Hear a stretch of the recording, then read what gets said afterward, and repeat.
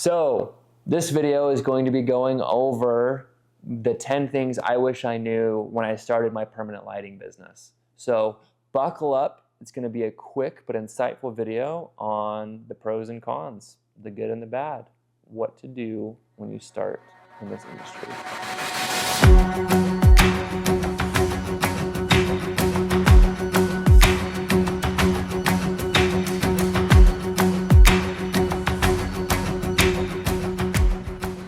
So the first thing that I wish I knew was how to get paid what I was worth. I think when everyone starts out, they just want to get their name out there. And for the first few jobs or even months, that's permissible. You want to make sure that you get some traction. But I just took way too long transitioning from I'm the cheapest out there to, okay, now I've got to raise my prices. And I lost money for a long time because of that. The second thing that I wish I knew when I had first started is how to raise my value. So like being the cheapest, that can't be your only reason for buying lights. So you've got to figure out ways that you're going above and beyond. You've got a superior product here.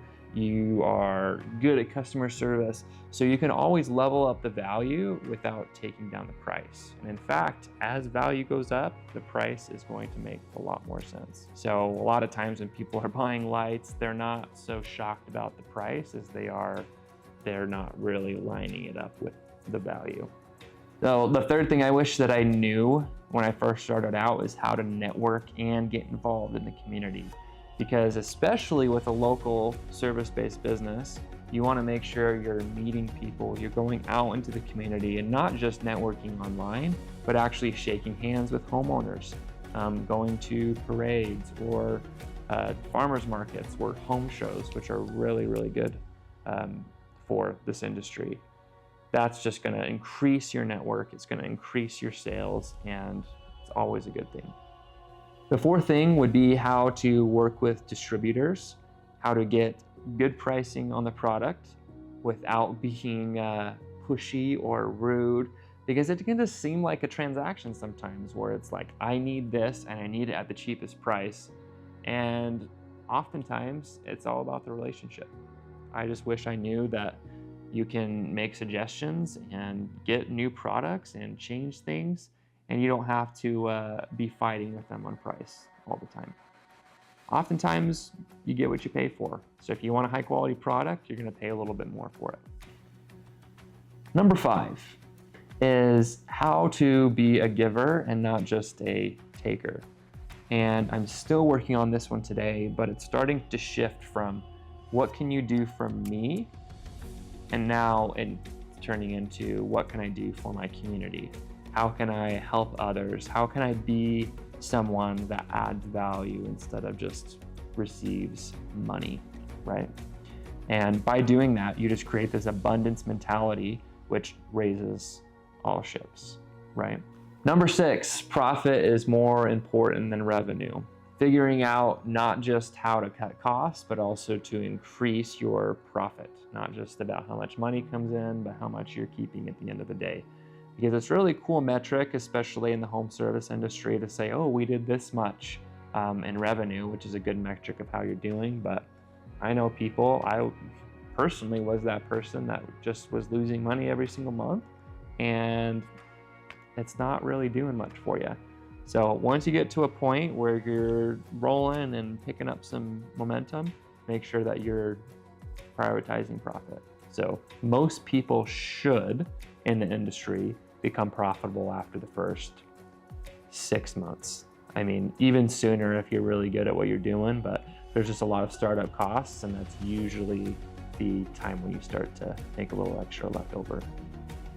Okay, number 7 is a lot of times it's not always best to do it yourself. You've got to trust professionals sometimes, specifically with legal services or accounting or anything where it really matters, or logo stuff. You can create your own logo, but my favorite logo and the logo we use today was the only time I've ever hired a professional to do a logo, and I love it.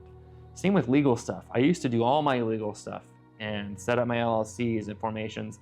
Now I don't use any of them, and I eventually hired a professional to set it up the correct way. Same with bookkeeping. It's just a mess. So hire the professionals. Don't always try to do everything yourself. Okay, this is a big one, and I'm just now starting to overcome it, but I cared so much about what every single client thought.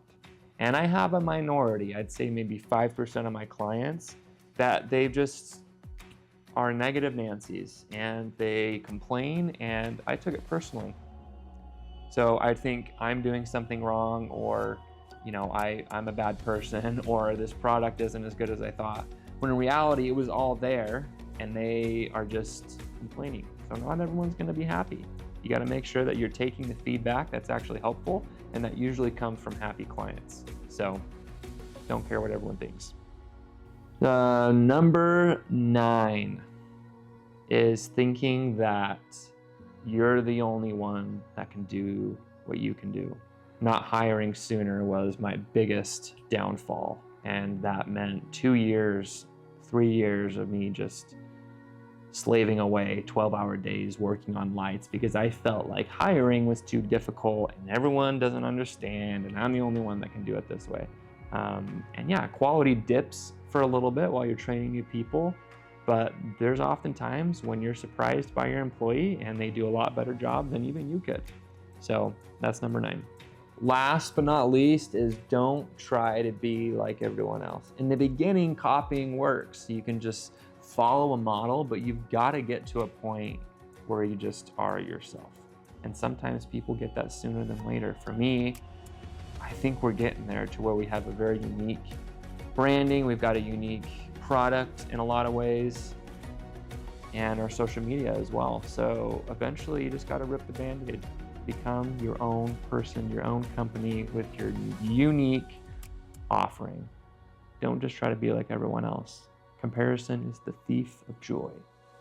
If you guys like this video, go ahead and hit the thumbs up. If you have questions, put them down below in the comments. And if you want to see more videos like this, subscribe.